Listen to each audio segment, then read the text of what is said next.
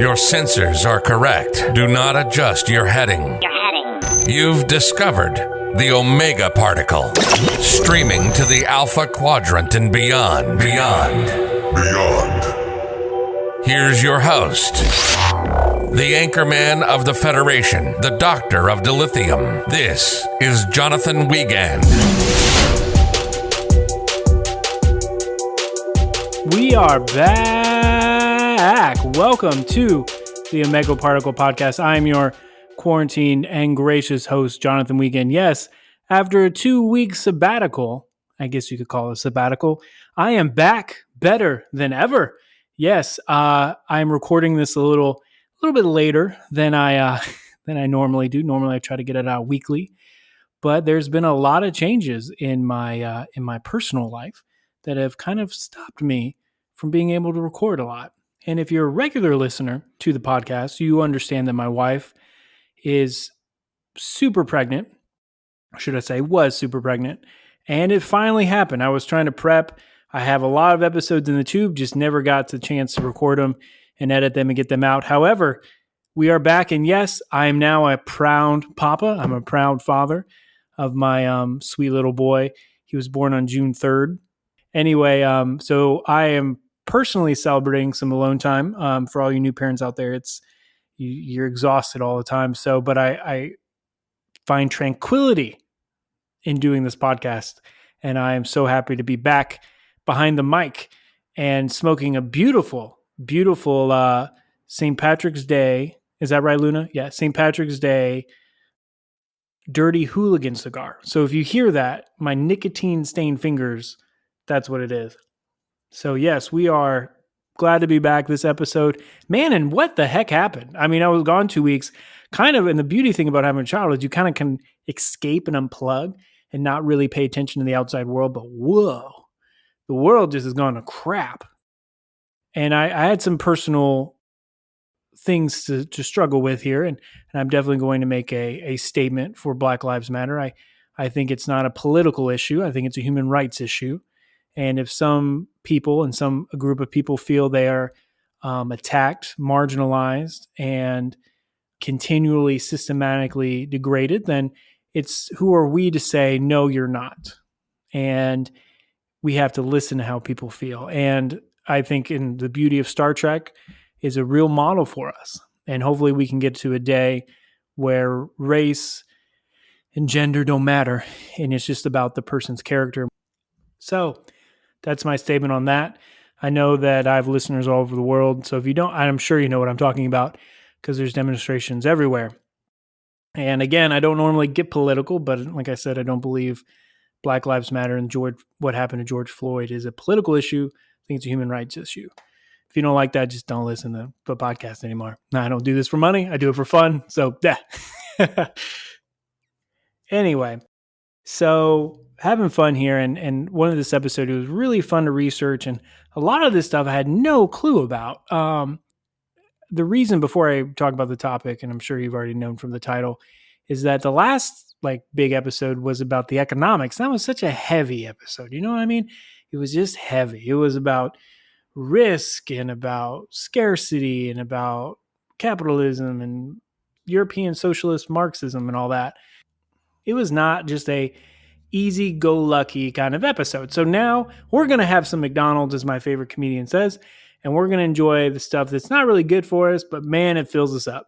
And that is going to be talking about the drama on the TNG set and the drama on creating. See, I always heard rumors that Patrick Stewart was kind of a dick and he was really angry and really mean.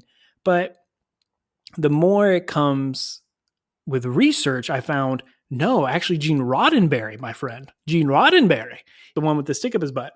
So Gene Roddenberry is kind of, I wouldn't say he's the antagonist, but he's the motion of the ocean when it comes to the drama and getting TNG on the air. And there's a little cast drama we're going to get into, but this will be a 2-part episode just from the start. The first episode, we're going to talk about the creation issues, how it got on the air. We have finally it getting to syndication and casting Patrick Stewart, which is crazy.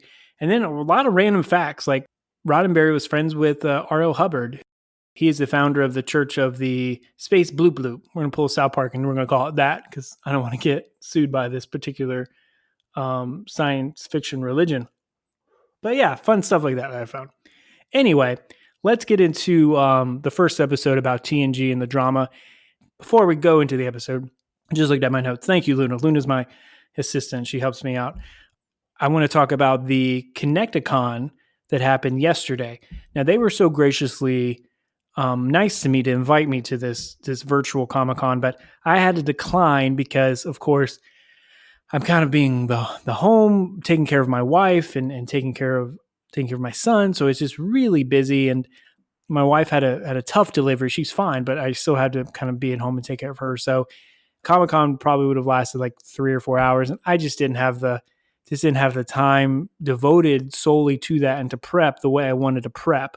But hopefully you guys turned out and listened to it. From what I've heard, it was cool. It was great. And Science Division is what put it on. Science Division, if that name rings a bell, they are the ones that made that 21st century Tribble with all the alarms and cool stuff on it. So let's get into the drama behind The Next Generation.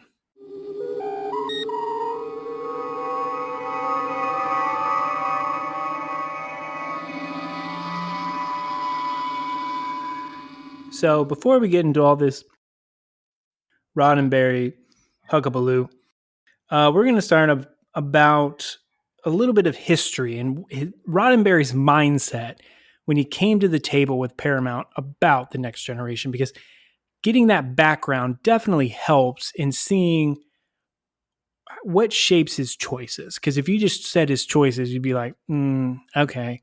But to give a background gives a little bit of a more well-rounded picture. And that's what we want to do here at OPP. Provide the best, well-rounded, fleshed out sources that we can.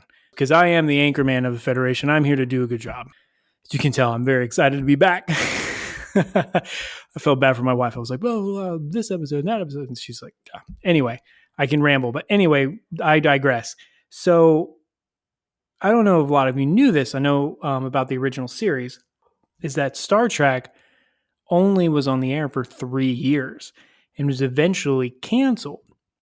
And this is a big part of Roddenberry's vision of Star Trek, was that it was this utopia, is that this is the dream. This is what humanity will get to. This is what we will be. And it was almost like this manifesto of Roddenberry, personal manifesto of Roddenberry, saying this is what I want and think the future should and will be. However, the original series wasn't super popular. Paramount said, hey, we'll give it a shot. We're going to give it a movie. And Star Trek, the motion picture, just to be blunt, was a fiscal disaster. It did not make money. And personally, through my research, I don't know how Wrath of Khan got greenlit, to be honest. And thank gosh it did. Because if it didn't get greenlit, then Star Trek would have been dead on arrival. Star Trek Wrath of Khan, brilliant picture. What I think is the best Star Trek movie. Really rejuvenated the franchise and gave more credibility for future movies. And that's really what got Star Trek rolling, was just the movies. Now, during that time in the 70s and 80s, when Roddenberry's pumping out all these movies, he actually tried many times to get other sci-fi shows greenlit by major networks, saying, hey, I did Star Trek and I can make it popular for you too, and blah, blah, blah. And all the studios rejected him. So he kind of is this chip on his shoulder, like, hey, I'm more than just one good idea. I have more about me than just one good idea. And so he has this little sassy side as he's going into the summer of 1986. Now, the summer of 1986, Star Trek 4 was about to come out. It was the 20th anniversary of the original series. From listening to interviews and recordings, it felt like in the Star Trek world, something was building. Like, you have the movie, you have the anniversary. What's happening? What's building? What's coming? And that was Paramount decided to, hey, we're going to start a new series. Bingo, bango. So Paramount's like, we're going to start a new series. It's going to be great. Let's go, kid. Let's run with this thing. However, Mel Harris, who's the president of Paramount, did not originally bring on Gene Roddenberry to be on the show. And that makes sense because you don't want it to be an exact sequel, because sometimes sequels don't exactly work out. Now, exception of Wrath of Khan, Empire Strikes Back. You normally get things like Attack of the Clones, to quote another great science fiction genre. And so, because Gene was kind of reluctant at first, but then he got excited to do another Star Trek show that I'm like, hey, I've been kind of rejected by all these other people. This is Star Trek's my wheelhouse. It's that personal manifesto of my future dreams and ambitions. So let's do it. Since Paramount did not originally bring him in, he saw the studio as an adversary. And that's going to play super important strings in the future. And we will see that in this episode and the next. He eventually was brought on board to the show because bringing Gene on, Paramount, just a little backstory, Paramount owned the rights to everything Star Trek. So they could have made a Next Generation show. They could have made more movies without the blessing of Gene Roddenberry. However, at this point, Gene Roddenberry was Star Trek. He was just as popular as the show itself. So you can't have Star Trek without Gene Roddenberry in the summer of 1986. And the studio knew that. And so Gene Roddenberry negotiated a contract and Paramount paid out the nose for him. Because the only thing Gene had to say is, I don't like this show. This isn't Star Trek. This isn't me. And the ratings would have just fell out of the sky. It would have been terrible. I mean, that's just good business to me, to be like, they know they need you. Go for it. You know, they know they need you. They're desperate for you. They have to have you. Lean them over a barrel and show them the 50 states. That's what Roddenberry did. It's undisclosed how much money he made, but I'm sure it's a bundle. And the funny thing is, after all these negotiations, it said that Gene wasn't even really excited to do the show. He was more or less looking forward to retirement. So now that Gene is on the show, there's one big issue, one big elephant in the room, as we could say. And the big elephant in the room was that Gene was an alcoholic and he was on opioids. He was very sick because he was spent decades drinking and drug use. So the studio's like, dude, you got to clean your act up before we start a show. Once he decided to do that, and he went to rehab and he got out and he got himself clean, he had to assemble a group of people. And the people he chose, very smart, he chose a lot of the original series writers and producers. Because one thing that I've been reading about Gene is that loyalty was the utmost important to Gene. And that loyalty was rewarded. So he brought a lot of these people on. And they were great. And that makes super smart idea to do that. But however, there was one big other elephant in the room besides Gene's bad habits that he finally got over. When I say this, you're going to be like, aha, is that all Star Trek fans were pissed. They were angry about bringing in a new captain, the same ship, a new crew, everything, and set in a different time. They wanted Kirk, Bones, and Spock. That was Star Trek. Everything else was not. Sounds a little familiar, doesn't it? I guess Discovery isn't that bad, everybody. I guess this is how Star Trek fans are. Like 20 years, we're going to be like, that's not Discovery. That's something else. That's not Star Trek. Discovery's the best. So anyway, fans were mad. Like I said, it's hard to redo a sequel, to get people involved that want to do that type of thing, to buy into a whole new story, a whole new everything. The issue with not having the fans on board, and I'm kind of jumping back and forth here between Gene and the fans, but going back to the fans, is that in the 1970s and 80s, and I mentioned this a little bit, Gene got huge. He was doing Comic-Cons, he was doing speeches at universities, in philosophy classes. He was becoming super mainstream in nerd culture. And I mean, people actually thought of him as a visionary and a leader. Again, that personal manifesto about the future. And TNG was going to be that vehicle for him that displayed how the future was going to come about. That it wasn't going to be this 3-season show, it could be a 7-season. So he's going to have a lot more time, a lot more opportunity to write out how exactly this future unfolds. We don't really get a lot of that in the original series. It's kind of just like, this is the way things are. There's no money. Don't think about it. And in TNG, it's like, no. We're definitely going to flesh it out more. And that's exactly what happened. In the opening segment, I talked about R.L. Hubbard. And him and Gene were actually super close. And there was also this like joke that if Gene wanted to start his own religion, is that he could have. He was that popular and that many people followed him, which is wild, if you ask me. Anyway, I don't want to go too much in the church of space boop boop or beep beep, whatever I called it. But Gene was big into an ideology called humanism. Now, humanism is defined as a system of thought that rejects religious beliefs and centers on human and their capacities and their worth. Now, you may be asking yourself, Jonathan, why are you talking about Gene Roddenberry's specific ideology and thoughts on religion and the human nature? And I'll say because he brought that directly into Star Trek.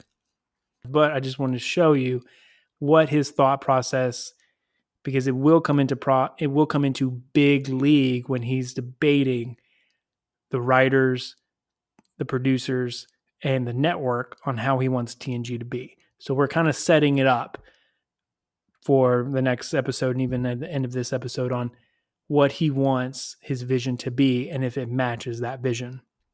So moving on, that Gene thought that human beings could ever evolve to almost near perfection, and he was going to put those humanistic views on TNG. Now, you may say, Jonathan, that's a crackpot theory. I don't agree with that. I'm a Christian. I don't think humanism's in there. Look, I'm just telling you the facts. That's what Gene was. That's what Gene did. And if you go back and watch the episodes, it's in there. We've established Gene's mindset going into the production of TNG. So now that we're in the production, we're going to talk about the most dreaded whale in the room, because I'm tired of using the word elephant, is the syndication of TNG. Now you may say, Jonathan, what is syndication? Syndication is pretty much, how is the show getting on the air? How is the show broadcasted? Is it broadcasted through a network? Is it broadcasted through little networks? How is it given to the public? Now, back in the day, before we had streaming services like we do now, syndication was a very big deal. It was a life and death of TV shows. If you were on a network, you had it made. If you were on a lesser network or on something called first run syndication, not very good. Not a lot of popular shows existed off of network TV back when that was all there really was. Normal TV network shows ran about 26 episodes for a season, and that was considered normal. However, when they were negotiating, Paramount was negotiating with networks were only given 13. And they went to all the major networks. They went to NBC. NBC said no. They went to ABC. ABC said no. So they finally end up at CBS. And CBS is like, yes, but we're only giving you 13. They originally wanted to do it as a mini series. And they're like, no. And who can blame them? Sequels aren't really that popular sometimes. They're trying to think of, okay, how are we going to protect our investment and protect our risk so we don't lose tens of millions of dollars here. So the president of distribution in CBS suggested this idea that they would do the 26 episodes, but they would do it on something called first run syndication. Now, I didn't know what first run syndication meant, so I'm going to explain in case there's not a lot of TV buffs out there, is that first run syndication is programming that is sold market by market by market, state by state, station by station.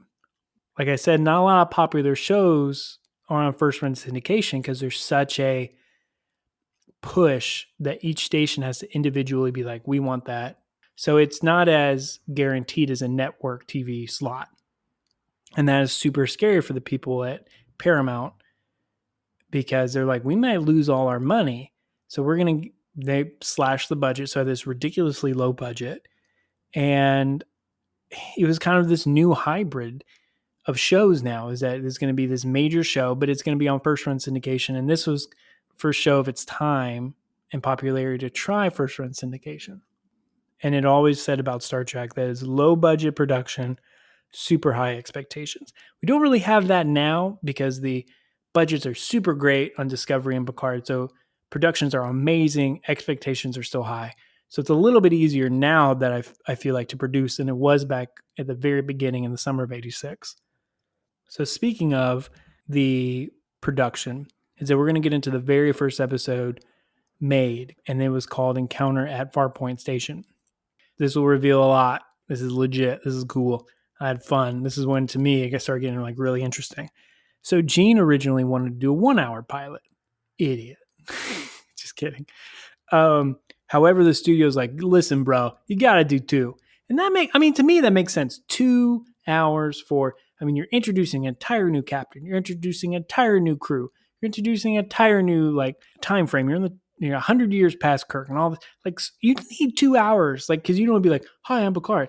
I like Earl Grey. Let's go on to Farpoint. Like, no, like you need at least 2 hours to flesh it out, to establish a universe pretty much, because they're basically building from the ground up. So Gene was like, you know what? Screw you guys. I'm not writing a 2 hour episode. You can find someone else to write it. And that's exactly what they did. They got DC Fontana to help write the show. However, they only had like a week or two to write a 2 hour pilot. And Fontana's like, look, I can't do that. That's just too much. I can't do it. And she convinced Gene to help her write the pilot. Now you'd be like, well, Jonathan, why does that matter? It's because Gene and DC had an affair back during the original series days. So they knew each other quite well. Yeah, it was interesting. I don't know if that's the reason why Gene decided to do it, but he eventually got on board. And according to an interview with DC, is that she said Gene could write under pressure better than anyone. So he easily wrote out a 2 hour pilot under all that pressure and scrutiny. And what he did was that he brought in Q. And Fontana originally didn't do that. So Gene's like, I want to introduce this godlike character, Q, little g. And that Fontana didn't like that. She's like, Q's just kind of like thrown up into the episode.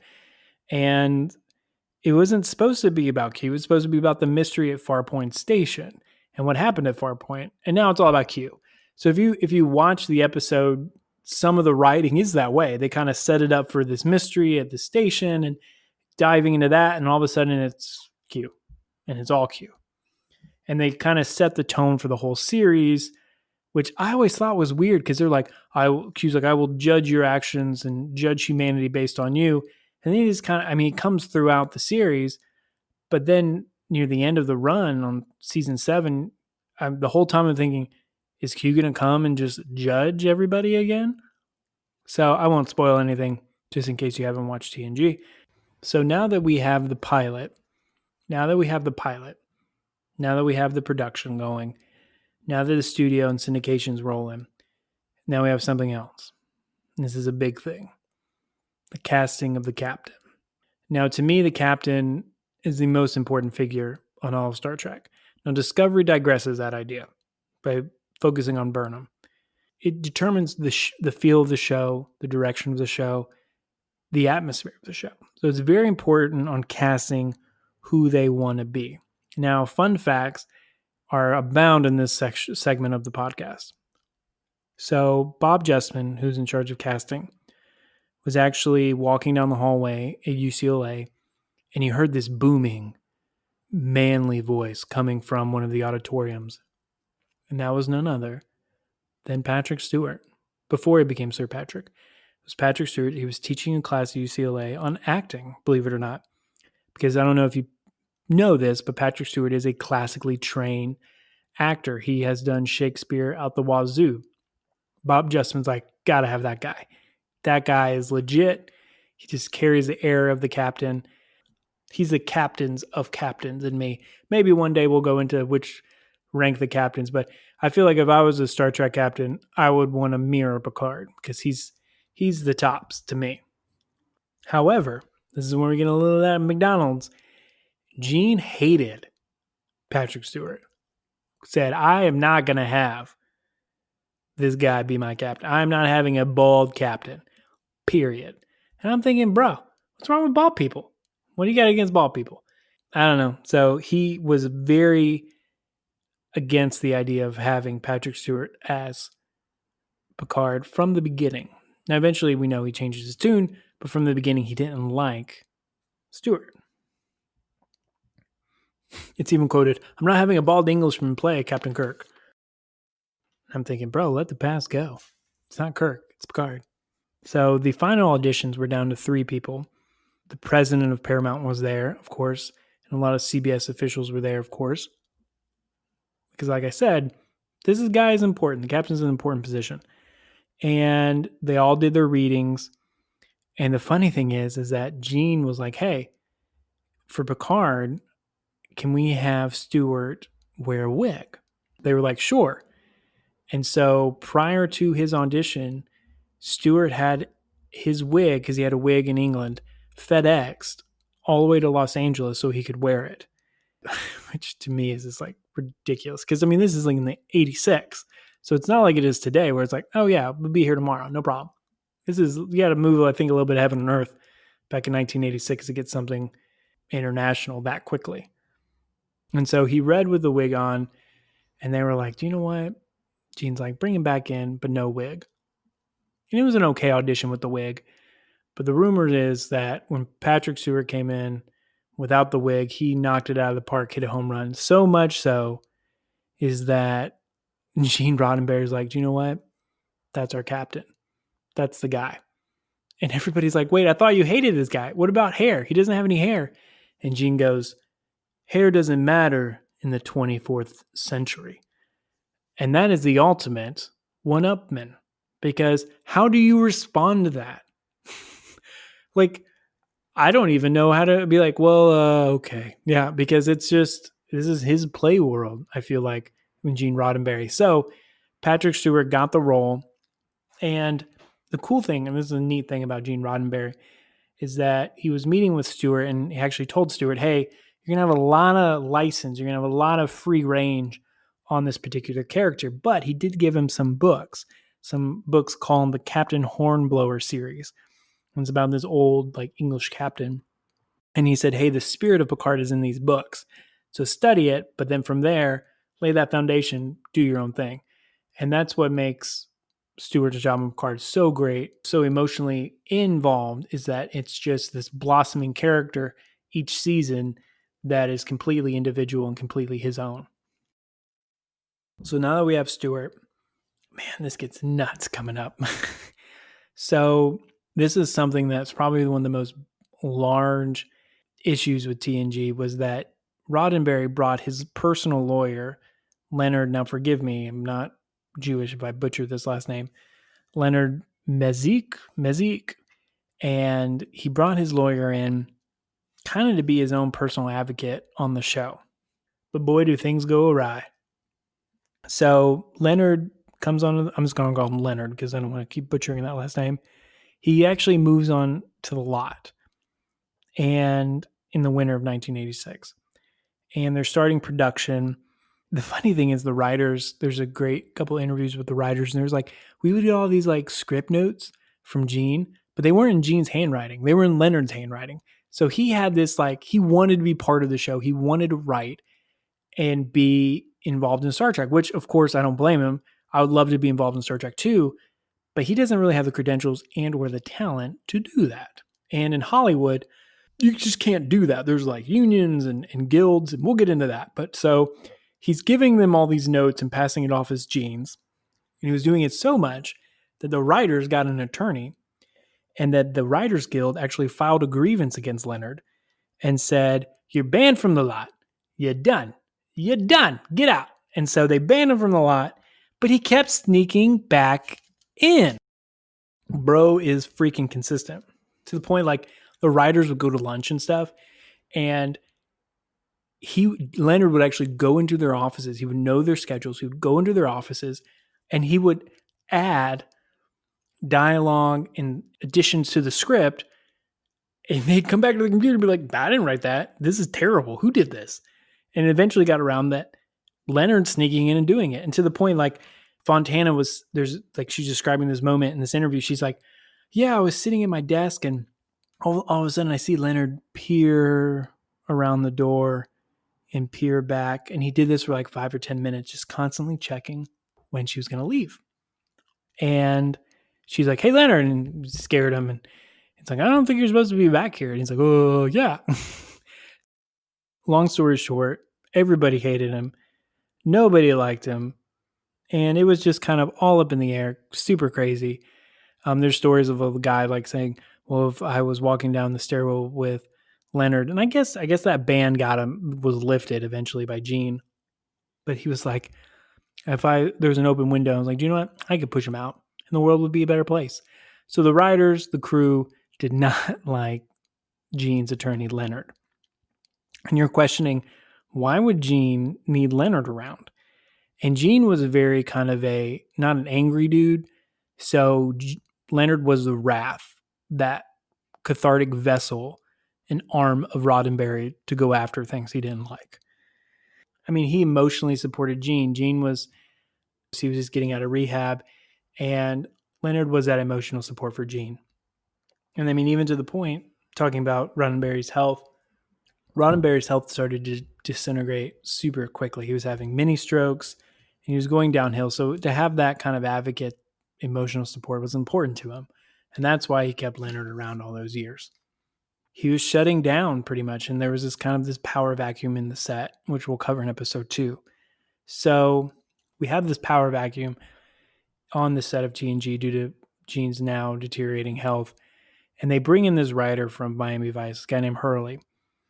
And pretty much Gene hated what he wrote, didn't like anything.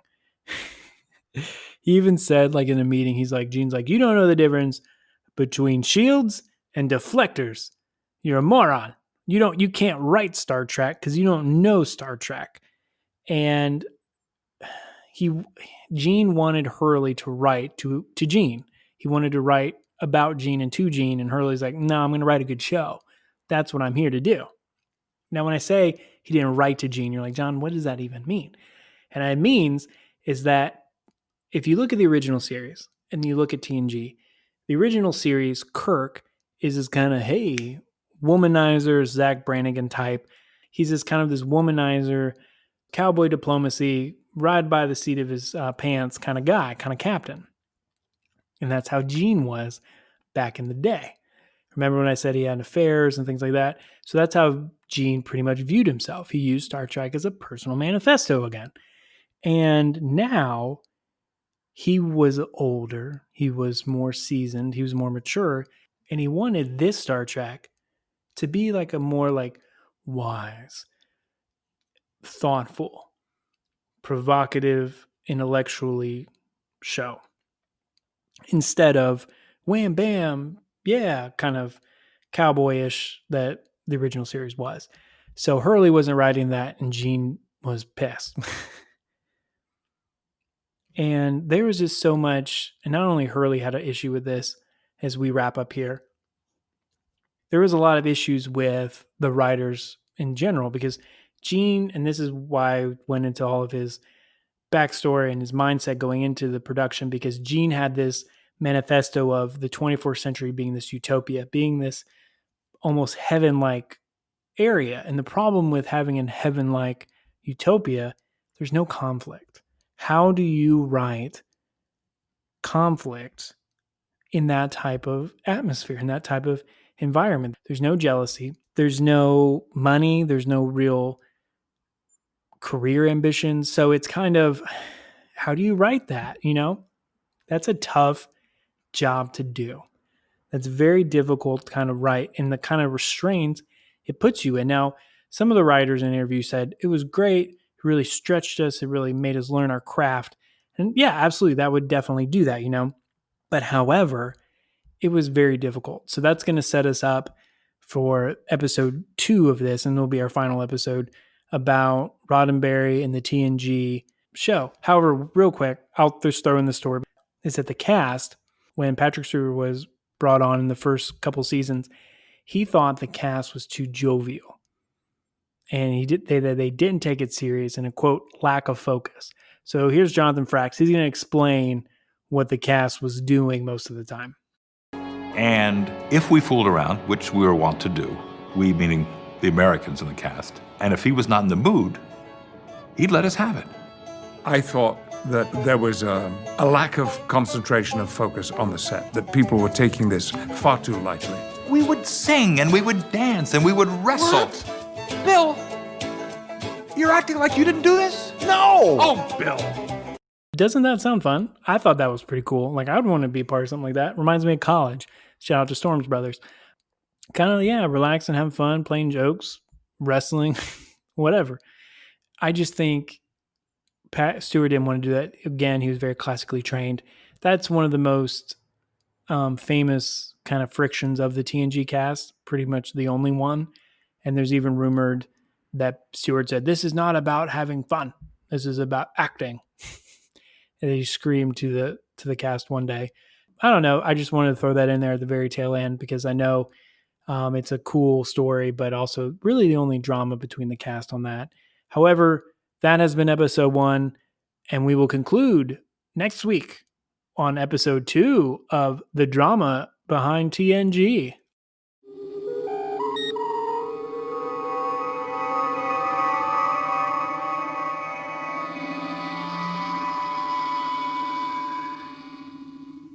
Okay. Thank you all so much for listening. I really appreciate it. That was a fun episode to do, and the second episode's even wilder. Again, it's really not as kind of drama and catty as the Voyager episode. However, still interesting, a lot of fun facts behind how TNG came to be, how Roddenberry was really kind of this stickler for the show. However, I will announce we might do this in between episode 1 and episode 2 of the TNG drama, is that I'm just going to do a free live episode on Instagram. I'm going to talk about the politics behind Star Trek and the modern day and the old of the original series in TNG and DS9, how politics have always been in Star Trek and should always be in Star Trek. Now you say, Jonathan, you've always said this isn't about politics. You're not going to talk about modern politics that don't really go into that field. However, I've heard so many Star Trek fans be like, there's no politics in Star Trek. There shouldn't be any politics in Star Trek. I'm like, bro, that's all it's ever been. That's all it's ever was. In the words of Captain Crunch, oops, all politics. That's all that's what's always been. For example, they had the first interracial kiss on network television between Captain Kirk and Uhura.